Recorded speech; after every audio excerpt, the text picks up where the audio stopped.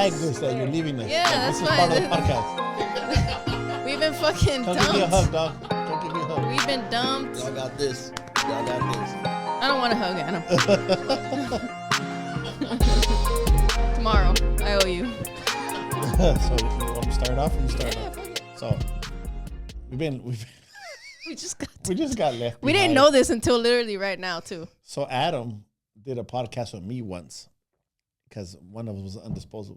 Maggie couldn't be there that day, and then one day Maggie couldn't be here, and me and Adam done a podcast by ourselves. Never have we done a podcast by ourselves. Adam just told us right now that we're done with him. He's gonna done be with us. All the producer, all on the music All video. in the video. Come to death row. No, he's not gonna be all in the video anymore. That's it. Game over. So Maggie just described it perfectly. She said it's like we're sparring for the first time ever. Yeah, it feels a little weird because he was the one who would fucking lead everything. He would lead us into the fucking conversation. Now I feel like the bird that's flying for the first time, and he's like, fuck. Don't know where to fly to. Yeah. So, obviously this podcast has always talked about, mental challenges, obstacles, but we always kind of tie it back into boxing. And that's going to be the same thing. We're going to talk about it, but just be me and Maggie. Adam is going to help us with subjects sometimes, but fuck it. Here we go. 1, 2, 1, 2. 2.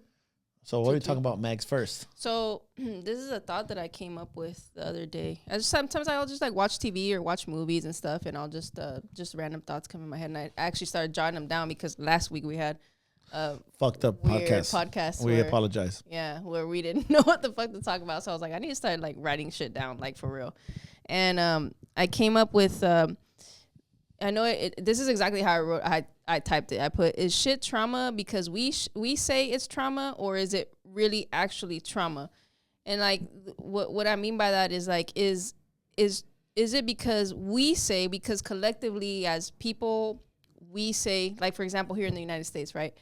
It's trauma here, like certain situations, but our trauma, quote unquote, is not like that of people who are, say for example, I mentioned, third world country, like something. India, right, Yeah. where they shit in holes, like, you know what I mean? Like they're not gonna care about certain things that we care about, That we consider traumatic. exactly. So and I wondered, is it what certain things? The reason I even wrote this was because I was watching shit on serial killers, as I usually do, and certain like people were saying that it's like most of them all had trauma, right? Like when they were younger, it's like they were neglected by their parents, or situations like where they get molested and that sort of thing.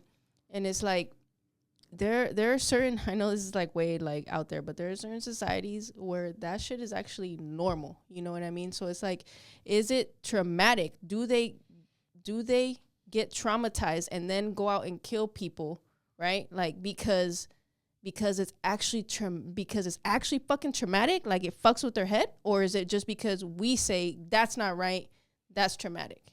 Yeah, I agree. I mean, people will put different like names to everything. For example, something that you consider, like for me, I was disciplined a lot by my father, and people would be like, "That's abuse. That's traumatic. Like that's too much." I think I needed it. Yeah. To other people, they think it was if you do that to another kid next door, it might be traumatic for him. Yeah. But for me, it's what I needed to be done. Right. And in a sense, like, I understand that because even to this, I guess my generation still got like ass whoopings. I got my ass whooped all the time because I was very mischievous for no fucking reason. Like I had no reason to be bad, but I would get my ass whooped all the time. But there are certain households where it's like, no, I don't hit my kids. I don't do that. I would never do that. However, I think that had I not received that, I probably wouldn't be the person that I am today in a good sense. I think it was a good way to, the only way my parents knew how to discipline me, how to like handle it, I guess. But, and that in a sense, like relates to tie it back to boxing. We've touched on that before. Certain stories shine bright because of the shit that they went through, the shit that they overcame, right? The adversity they overcame. And despite the adversity, still succeeded, I think that that is what molds a person to who they become, you know. And sometimes we want our life too easy, and we don't want to go through our feathers being ruffled. We want everything picture perfect, but then when you choose to do a sport or a fight, it's never picture perfect. Right. So how can you go through those obstacles if you're not being challenged? Exactly. No, that's true. And I think I've noticed too, especially in boxing, I've noticed that there are situations, right, where people are like scared to death when they flinch, like they put their head down and everything when they're in the boxing ring. And it's either one of two things in my opinion. It's either because they went through some shit and that's like their reaction, or that is the craziest shit they've ever done, is be face to face with somebody and throwing blows, trading blows with each other, you know? So it's like, I ask fighters all the time, like, when I see them do that stuff and they, you know, lock up on their defense, I said, what is it that you're afraid of?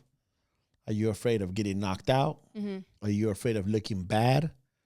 Are you just afraid? What is it that makes you do that? Because you're just freezing yourself and you just become a target, because sooner or later one of those punches is going to get in. And some fighters would just lock up and they won't even open up their hand. They won't even open up a shot because they're just caught in that mindset where they're frozen. And I always tell fighters, just figure out what it is, why you don't want to respond. And a lot of fighters will surprise you. They're not scared of getting knocked out. They're not getting scared of getting hit. They're not scared of losing. They're just scared to get hit. right.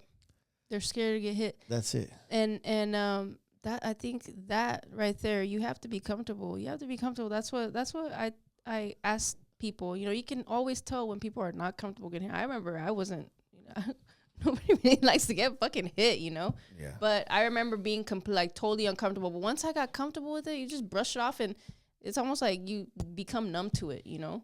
You know what you're saying about traumatic? Like, I remember when I started boxing at 10 years old, and I went up to my coach and I told him, my hand hurts, coach. You know, what do I do about it? Yeah. And he said, son, if you're complaining about your fucking hand, just go home. Because from this day on, everything will hurt. Yeah. You're in a sport of getting hit. You're not going to be 100% anymore. Yeah. So as soon as any other person would think that's traumatic. Right. Oh, well, let's work around that injury, son. Like, no. Yeah. My coach said it perfect. Like, go home. If this ain't for you, it's not for you.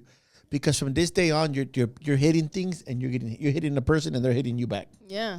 That's bone on bone contact, you know? That's the truth. That's the fucking harsh So and very brutal reality. No disrespect to any other sports, but if your hand would hurt in any other sport, you'd take time off. Right. In the fight game, you can't. In wrestling, you can't. You know, any sport that you're working one-on-one, taekwondo, karate, you know, jiu-jitsu, judo, MMA, you got to keep going. You just touch up your injuries and keep going. In fact, you have to find a workaround, right? And that is traumatic. Yeah. No, absolutely, for sure. Not your average person that you don't have to go to a different country. In this country, there's people that will fucking fight and there's people that won't. Yeah. They think that fighting is traumatic. That's true. You know, I love that story though, because it makes sense as to why you say what you say to the guys sometimes. When they're saying that, like, oh, my finger's fucked up, or what do I say? You say exactly that. Most of the time it's like the pussyitis, you know. Yeah, but go home. But it's like, hey, you're in the fight business, and it's absolutely true. What are you supposed to do? Like you say, pamper their weaknesses. You're just gonna, you know, that's the point, is to add to the resilience, right, and to make them tougher, not fucking. You know, because those little things, they turn into bigger things down the road, you know? Yep. That's very true. But yeah, I had that question in my mind, and it sprouted because of serial killers. So trauma is what you make of it, in my opinion. You know, some people, they won't even, hey, you know, this is not traumatic, but this is different. This is like one of the first times I went to the Nationals in Mexico. Me and my little brother Adrian, we were at the weigh-ins. We got there early. We got there like an hour early because I wanted to be safe. It wasn't the Nationals. It was the regional tournament. All Tijuana. You were coaching, or I was coaching my brother. I wasn't that's what got me on the team. Okay. So I remember my brother waiting, and we're there like an hour early. I said, I'd rather be early than late, brother. Right. And this kid comes up, and he's just covered in sweat. So when I see him, I'm like, what's up, mijo? You're cutting weight or what? He says, no. I said, well, what are you doing? He's like, you're going to fight today. You're weighing in today. He goes, yeah, I live 8 miles away. Oh, so you just ran from the stop over here? No, I ran 8 miles. I said, why? Oh, shit. He's about to compete. I don't have money for a bus or for nothing. Damn. And I was like, oh, shit. Like, and I never forget his name, Jesus Vadillo. They call him El Chino. He ran 8 miles. Here in this country, I've seen kids not even walk half a mile to the gym to train. Yeah. Imagine a motherfucker that ran Yeah. that long to just make weight. Just to make weight. And fight that day. You probably made weight. And then back then they changed the rules. We used to fight twice a day. And we would weigh in Same day, right? One day you weigh in that day in the morning. You would fight at 1, and you would fight again at 6. Dang, that's and see that. So you know, imagine a kid. Imagine a kid here or in any other country who's not used to that. I think he would think that is traumatic. That's a little too much. Right. But those kids were doing it all the time, and Andy Ruiz was in that little area. All those fighters from that era were going through that shit. You know. You know. And that's something it reminds me of. Reminds me of the brothers. Is like them fools, like they live close, right? But they would not ride the trolley. They were like, "Fuck it, I don't have a ride to the gym. Just not gonna go to the gym." Like, what do you mean?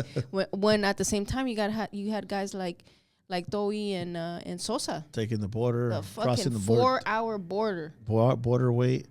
And shout out to Sosa. He just fought Sandor Sayas. And he lost a decision, but Damian Sosa, El Samurai, that kid has sacrificed so much to be where he's at. Yeah, he took a loss, and he's had some losses, but that doesn't define who you are. And that young man is moving forward. He'll get another opportunity, and he's learning from it because all the experience he didn't gain in the amateurs, he's doing as a pro. Yeah, he's kind of learning on the job. Yeah, for sure. You know, I had a question right now where you're telling that story about your brother, and I'm so curious. And it's crazy that I never asked you this, but what is it like? Because it's got to be fucking challenging to coach your own, because you coached all your brothers, right? Yeah, well, yeah. I trained all of them, but I only coached the last 2 of them. Not Albert. Alex and me and Albert. I was still boxing when Albert was boxing. Okay. My little brother Albert, rest in peace. But my other brother Alex and Adrian, I coached as a pro because Alex stopped training like at 13, 14. Amateur, and he had a lot of fights, a lot. And then 80. He took some time off. And when Adrian kept at it. I was with Adrian in the amateur circuit, and then we turned pro. And it's funny, it's kind of weird. It's challenging because they look at you like a father figure, because I'm a lot older than my brother Adrian and Alex. Right. 11 and 12, because they're both a year apart, 11 or 12 years. But it's not them that it's hard fighting. It's when you hear the comments in the back. You know, you got to learn how to stay quiet, and you got to build a thick skin, because people are literally a row behind you. They don't know who you are. They don't know. They think you're coach, but they're just heckling. And they're like, piece of shit, he's gonna lose right now. And you have to hear everything, and you just got to learn how to just stay quiet and smile. Once you get that first round KO, you just look back and like, what happened? What was that? Yeah, what'd you say? But that's the hardest part. Is just my brothers did well. They at the end of their amateur career, the pro career, there were some hiccups in life, challenges in life, but other than that, man, it's a tough road. But I learned from that, and I'm happy where I'm at, and I'm happy where they're at too right now. So you'd say like the most challenging aspect is that, like, hearing other people, the critics, that would fucking piss me off too. The critics, but like, because it's your loved one, and they're saying your loved one sucks. He's short. He's tall. He's goofy. He's slow. Yeah. And it's not true, and you know it's not true, but you just got to stay quiet and listen to it, you know. And then they knock. I had a funny story. One time we were fighting in Ensenada. It was for the Adrian. Adrian was fighting in Ensenada. We were getting ready for the nationals. Mm-hmm. So this was a regional tournament. Mexicali, Ensenada, Tijuana. We're representing Tijuana, and there's Tecate and all these cities. All that day we fought twice. Okay. So the first day, my brother Adrian knocks a kid out cold in the first round. Damn, in the amateurs. And you hardly see that in the amateurs. God damn. No, yeah. But that's what I try to build with, like, Adam Palma, Javin, right, Jose. I like to get them to, like, it's not that I want to hurt the kids, but I'm getting these kids ready for the pro game, right, you know? So my brother had a fight again at 6 o'clock, and it was Carlos Barragan Sr. from House of Boxing, my brother Adrian, and myself in the corner. And in AIBA, they're very strict. Like, you can only have 2 in the corner. Okay. So Cisco's around 7 or 8, Adrian's about to start fighting, and they're about to announce the fight, like to say box. And Cisco comes and puts his hand on my shoulder. Yeah. And he's in the fans, and the referee stops the fight before it even takes place, and he tells my son, because the referees don't talk much, they're like, right. And I go, Cisco, go back. And the referee goes to my son, like, get away. But he was about to yell at my son. Yeah. I said, Cisco, you can't be next to me. And Cisco went like this. I was like, what the fuck? He surprised me. Learn that. Yeah. Cisco's an honor student, was like great kid, but he didn't want to see his uncle Adrian fight. Yeah. And Adrian got a first round knockout again. And I remember that I was wet behind the ears at that time. That's when that's when I got invited to go to Mexico City, had the Baja team. But when my brother won, I jumped on the apron. Yeah. To go congratulate my brother. I wasn't disrespecting the opponent. I'd never done that. Yeah. But I was excited, and they wanted what's that word? They wanted to not suspend, punish us like a fine or no, like penalty. They no, I can't think of the word. I'm having they wanted to like us not suspend us, but like basically disqualify us. Oh, okay, disqualification. Disqualification. Híjole. My dictionary's big. Because I jumped in the ring and I was supposed to. Okay. So the referee calls us up. So the president of the Baja team, Eladio Reyes, they tell him, hey, we're going to disqualify him because he got in their apron. Yeah.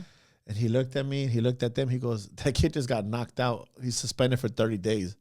How are we going to send him to the Nationals? Yeah.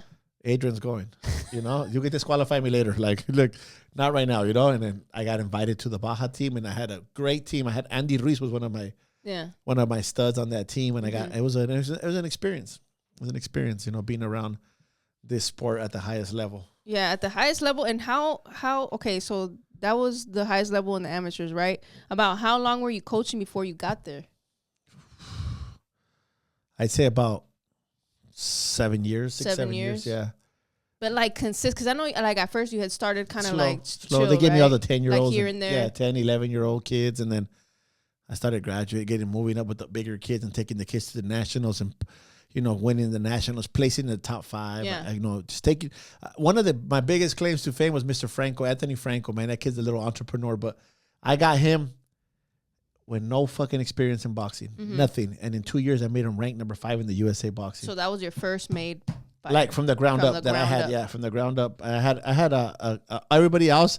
I co-trained with Carlos Barragan and JR Barragan at the, and then Jason Haynes and Jesse Tanner. They were all assistant coaches there. We were all like a little group of coaches there under Carlos Senior and JR. But I'm just giving them their dues. That's who they were. And but I moved past those guys, and I'm right there with me and Carlos, but we're not competing with each other, but we're always at the same level, right? Working at a high level. Well, it's like one thing that people may not know, or maybe because most little subcultures are like that, is boxing is a small fucking circle. Small. You see the same people. You go sparring and you see the same fucking people, and then you go to fights and you see the same people. We all kind of just rub elbows with each other. But so you said Franco was. So that's like saying somebody just walks into the gym right now, right? In 2 years, I'm making number 5 in the nation. And this motherfucker has no experience whatsoever, never even sparred, none of that shit, never hit mitts, nothing. In 2 years? In 2 years. That's actually pretty impressive. And then not just that, I kind of came in with a little chip not a chip on my shoulder. I came into the arena. Yeah. Saying I want to show everybody who we are. I showed up with CC and Adrian. Mm-hmm. And were they just turning pro? No, they were pro already. They had already like 4 or 5 fights, like 7, 8 fights. And then I had a sparring class, and I told my guys to work with everybody. Yeah. Not to throw hard. Yeah. But Franco is one of those guys who he was at the gym for like a month already, taking the regular boxing class. Yeah. And he went in there trying to like spar with CC and CC just ran right through him, and that made Franco want to sport more. Okay. He didn't back down. He saw a challenge of it. And years later, he got his back for CC. He dropped CC. CC was pissed. But yeah, like that kid, he worked hard, It's like that, especially once you start getting older and all these young bucks start coming up, they stay consistent, and maybe you weren't consistent for a little bit, and, they start catching up to you. But so what do you like? I'm curious because I know I'm asking you questions. These are questions that I'd never asked before. Is what do you think? because I know at first, right, you were coaching, you were kind of just like getting your feet wet. You even said it on the podcast before. It's like you didn't even have respect for people who coach because you thought that they were weak, that they couldn't make it. But you fell into it, and then you fell in love with it. But when do you think it was where you're like, I'm taking this shit. This is it. Like, I want to be for real with this. When you hear the people talking like smack, like, that fool's not good. That fool he's new. He don't know what's up. He's way behind the ears. And like, you hear comments of people that at first I used to get mad when people talked about me. Mm-hmm. But now I'm old enough to realize that they were talking about me because I was moving in the right direction. Mm-hmm. But when you're younger and you're a hothead, you're like, fuck everybody. I want to troll you. I want to beat your ass. I want to do this. I want to do that. And I understood that that's what lit a fire in my ass, the shit talking. But as I got older, I realized that was just fuel. Yeah. I used it, and I was like, man, why did I get mad for that? I should have just been laughing. Right. But it's a competitive in you. It's the nature in me. That's how I was brought up. I was always being challenged by family and loved ones. So I looked at it like, let's go. But it's a good thing, though, because I do want to say that people, you have two fucking options, right? You can either believe what they're saying and just put your head down and walk with your, like a dog with the tail between the legs. Or you can be like, fuck you, and use it exactly like you did. Use it to your advantage, because that's all they're doing is they're giving you ammo. They're giving you ammo. And you have that option. I was that fuck you kid. I was that fuck you kid. Like, but you have to be. I had to be. Yeah, I had to be. So that's how I was. You have to be, and I can definitely that resonates with me. That resonates with me because, being. I know right now, like, I'm the only female, right? Not the only female. I'm saying, like, few females in the gym. In the gym, I may be like the only one that's coaching. However, it's not the only sector the reason why I can handle myself is because I've been hanging around with dudes all your life. I've been the only female in my whole fucking life.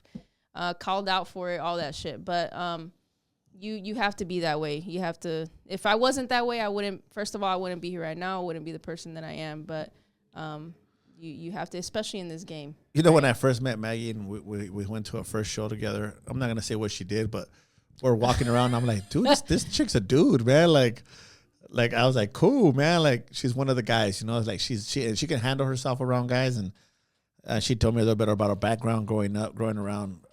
All her friends were practically males, and so she's been in the military around dudes, and she got a job around dudes, and now she hangs around with nothing but dudes all the time. So, yeah, that's built it's funny how that your path took that route, and now you're training dudes in a man-dominated sport, Yeah, I guess, tying it back to what we're talking about, trauma and shit. I'm not saying that's traumatic. I'm saying that, like, your past, sometimes you don't even fucking realize it until you sit down, you look back, you're like, all that shit molded me. But yeah, it's not traumatic, but it could paralyze another female. Yeah. A lot of girls that would even consider doing it would probably be like, nah, that's dominated by men.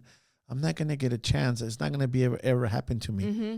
But you had that fuck it mindset, and you said, fuck, I'll do it. No, absolutely. And you just reminded me of when Juju was interviewing us last week, and she asked, like, what's it like, working in it's because Juju's doing a report, or what a thesis, or what is it called?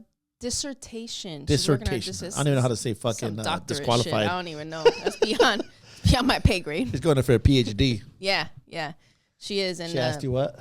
She's working on and I love this. It's so cool to me. It's very intriguing. It's awesome when you see somebody who's passionate about learning, especially about the things that we do, because we do it every day, that we're just like, it's like nothing to us, Yeah. So it's really cool to see somebody share that interest in that passion. And she asked me what it's like working as a female in a male dominated sector, right? And I was like, you know what? I don't even fucking think about it. I really don't. I said, she's like, what would you tell girls who want to get into a male dominated sector? And I said, you gotta fucking love it. And I don't even think that has anything to do with being a female or a male. Whatever you're doing, like, you have to fucking love it.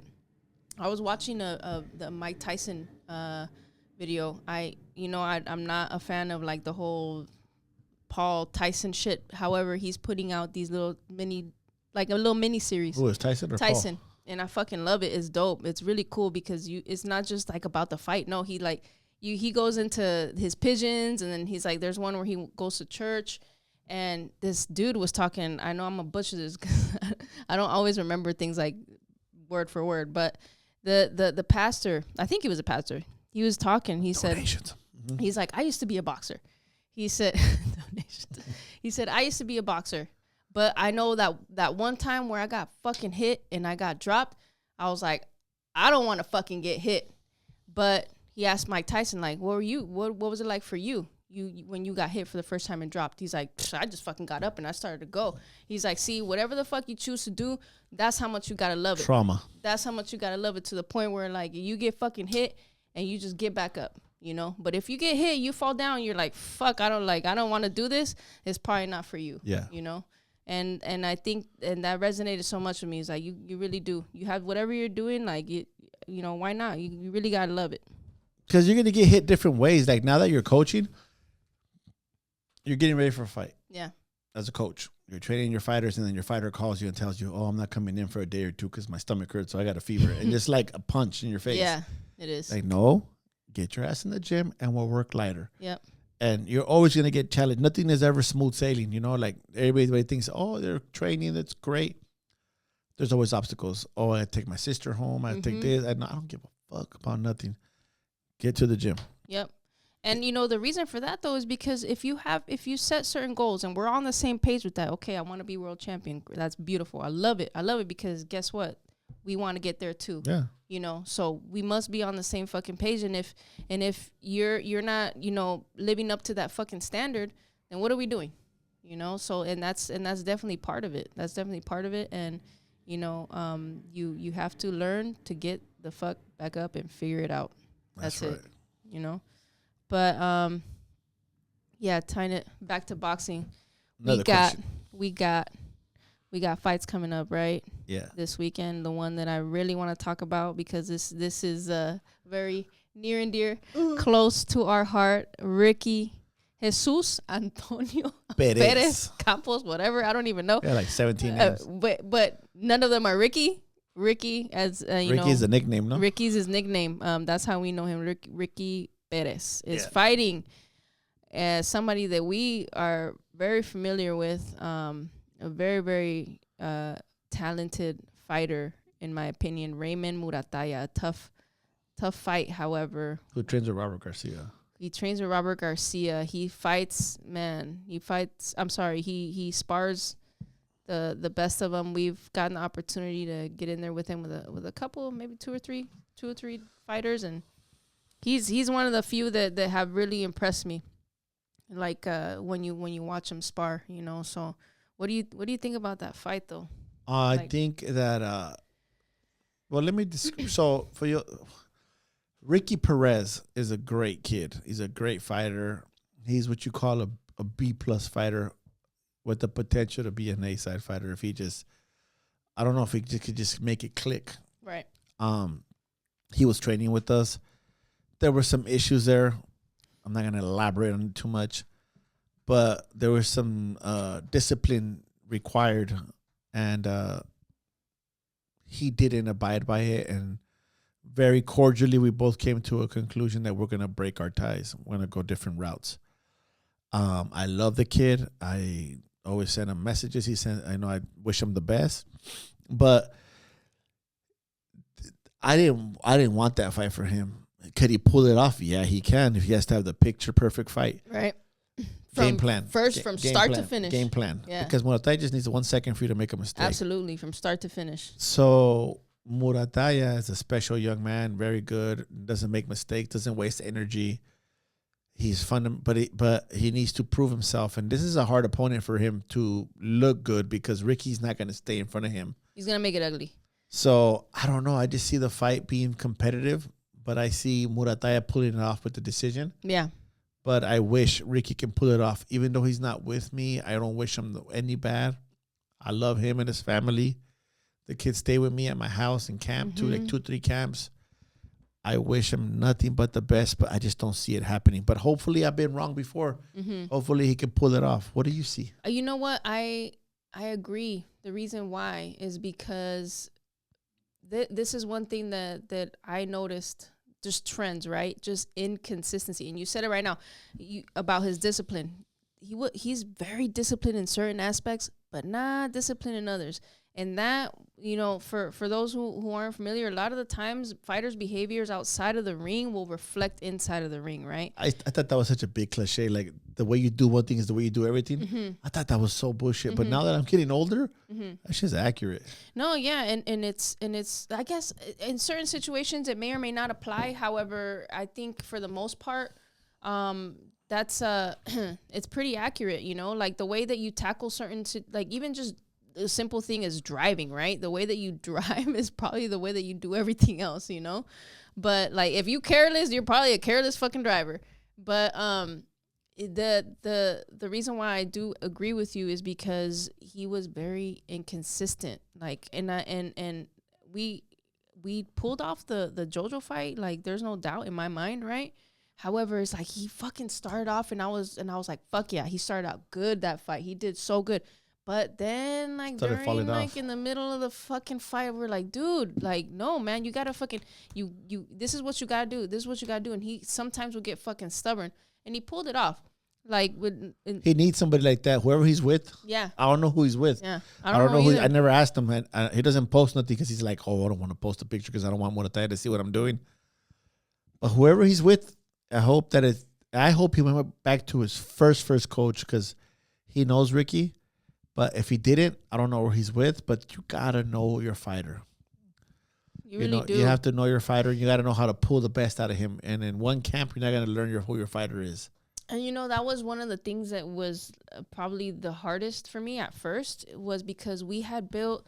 I believe, and I think you can agree with this. I believe in building a very strong relationship with the fighters because not only do you get to know them, but you build a connection, right? Yeah. You build a connection where that you need when you're in a fucking fight because it's not like this, like you said earlier, this is not picture fucking perfect. So sometimes you go through shit and you have to learn to get to know your fighter. And it's based on that foundation of a strong connection.